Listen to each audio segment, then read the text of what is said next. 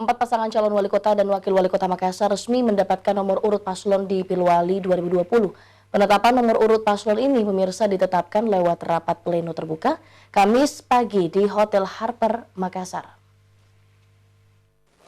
Ya, jangan dibuka dulu Pak, jangan dibuka dulu. Empat pasangan calon wali kota dan calon wakil wali kota telah mendapatkan nomor urut.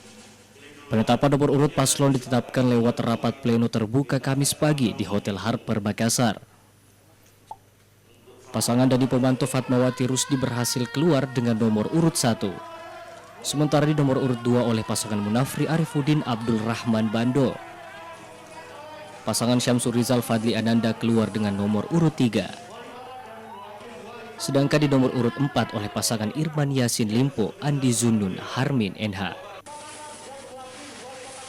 Pengundian nomor urut dan penyerahan SK nomor urut paslon dilangsungkan melalui rapat pleno terbuka pada Kamis pagi di Hotel Harper, Makassar.